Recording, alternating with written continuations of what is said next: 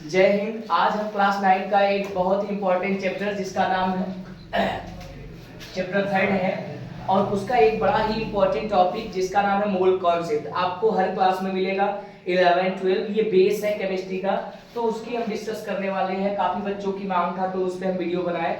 चूंकि ये बहुत टफ टॉपिक है, काफी बच्चों को कम समझ में आता है, तो एकदम इजी वे में लेके आए हैं हम। आइए लेट्स डिस्कस अबाउट इट।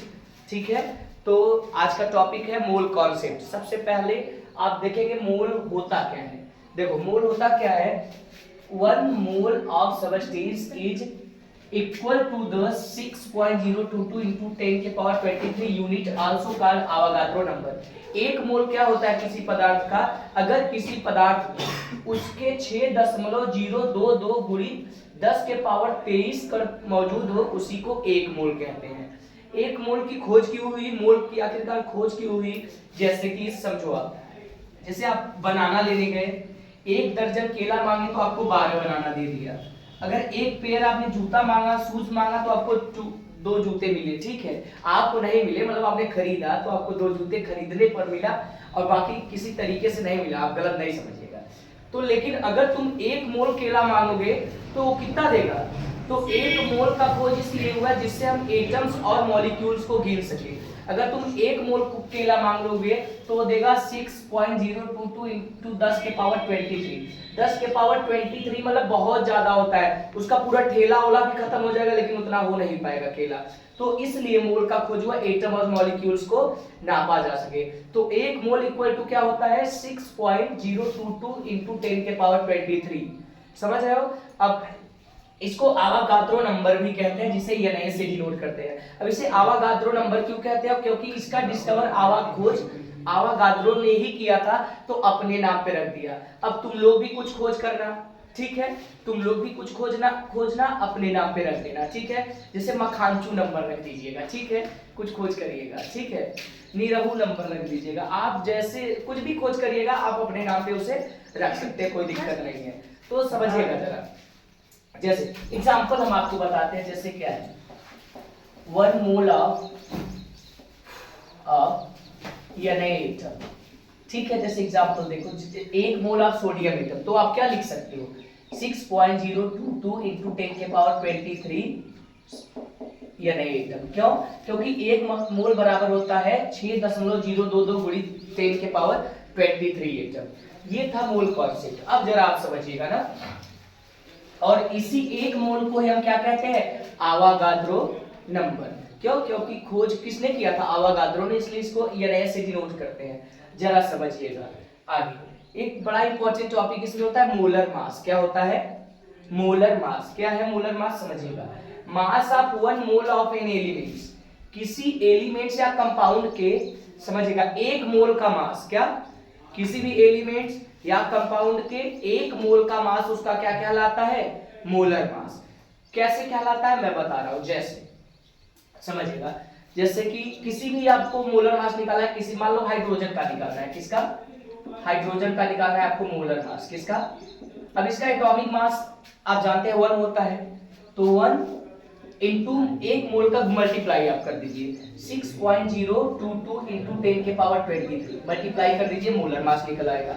अब जैसे हमको 1 मोलर मास कार्बन का निकालना है, तो हम क्या करेंगे, कार्बन का मोलर मास अगर हमको निकालना है बेटा, तो हम क्या करेंगे, जरा समझिएगा।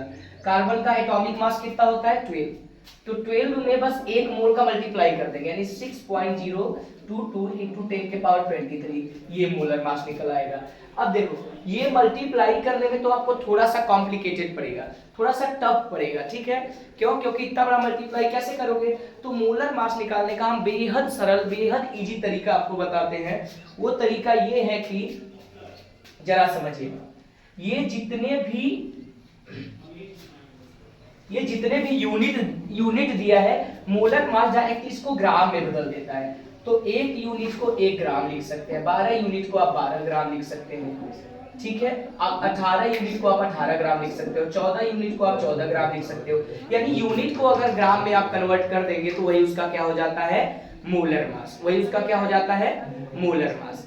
कोई कंफ्यूजन होगा तो एक बार ये वीडियो आप जरूर देखिएगा इस पे। अब जरा आप समझिएगा, अब इस पे कुछ न्यूमेरिकल्स आते हैं, तो उसके लिए दो ही फार्मूला है, आप आसानी से न्यूमेरिकल्स कर लेंगे क्योंकि 9th लेवल में इतना ही है। इसके आगे आपको 11 एंड 12 में मिलेगा, तो अभी आपको 9th का ही पढ़ना है, ठीक है। तो देखिए सूत्र होता है, अगर आपको नंबर ऑफ मोल निकालना हो, क्या निकालना है, नंबर ऑफ मोल निकालना है, तो गिवन मास बटे molar mass, given mass upon molar मास। तो देखिए जरा, गिवन मास आपको दिया रहता है ग्राम में, मोलर मास तो ग्राम में होता ही है। मोलर मास मतलब एटॉमिक मास नंबर का ले लोगे ग्राम में, वही मोलर मास होता है। और कंपाउंड रहेगा तो उसका अणुभार, अणुभार हम निकालना आपको पिछले वीडियो में बता चुके हैं, ठीक है। और अगर उसका एटम एंड मॉलिक्यूल्स निकालना होगा तो आपको ये फॉर्मूला अप्लाई करना होगा, क्या, given mass upon molar mass into Avogadro number. अब हम निकाल के दिखाते हैं आपको कैसे ये होगा, जरा वेट करिएगा। देखो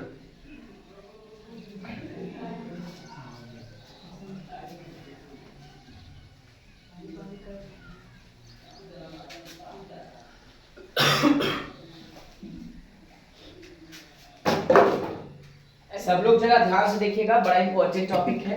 देखो सूत्र अभी हमने आपको बताया है दो, नंबर ऑफ मोल, पहला number of mole is equal to क्या होता है, गिवन मास अपॉन, देखो इसको हम स्मॉल एन से डिनोट करते हैं, नंबर ऑफ मोल को किससे डिनोट करते हैं, एक बार हम लिख दे रहे हैं, उसके बाद डायरेक्ट फॉर्मूला सिंबल में लिखेंगे ना। गिवन मास ग्राम में होता है, उसको हम W से डिनोट करते हैं, अपॉन मोलर मास क्या है, मोलर मास हम m से डिनोट करते हैं, ठीक है। और दूसरा फॉर्मूला होता है, क्या होता है, आवागाद्रो नंबर वाला फॉर्मूला होता है एटम्स और मॉलिक्यूल्स निकालने के लिए, मतलब जिसका आप मोल्स निकालेंगे उसी में अगर एटम्स और मॉलिक्यूल्स का नंबर निकालना हो तो कैसे निकालेंगे।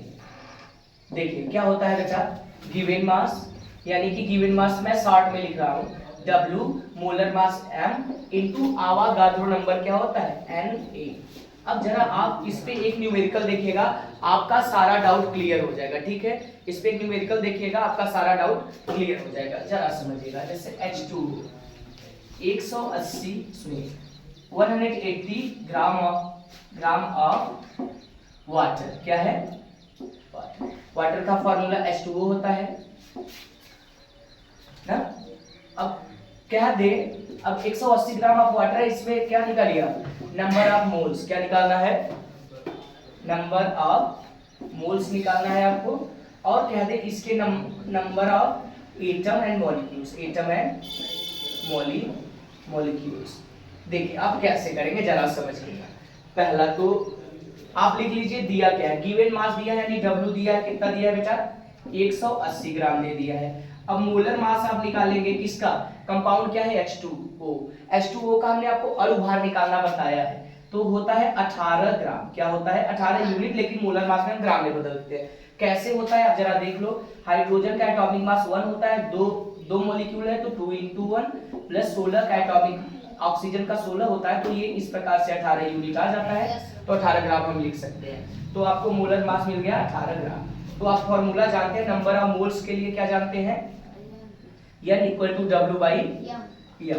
तो N equal to W 180 gram दिया है और M आपने निकाला है 18 ग्राम। ये कट कर दीजिए और इसको कट करेंगे, कितना आ जाएगा 10, क्या आ जाएगा, N इक्वल टू कितना आ गया 10, यानी कि 180 ग्राम में 10 मोल प्रेजेंट है। अब 10 मोल में कितने एटम्स एंड मॉलिक्यूल प्रेजेंट है, अब वो जरा देखिएगा। उसके लिए सूत्र हम आपको क्या बताएं, एटम्स या मॉलिक्यूल के लिए हम आपको क्या बताया सूत्र, W upon M into N। अब W बाई M आपने क्या निकाल दिया 10, यानी नंबर ऑफ मोल आपने क्या निकाला 10, तो यहाँ पे लिखेंगे 10 इनटू क्या है, यानी मतलब आप जान गए 6.022 इनटू 10 के पावर 23, यानी कि इसमें 10 का मल्टीप्लाई कर देंगे तो ये यहाँ 24 हो जाएगा। तो इसका आंसर हो जाएगा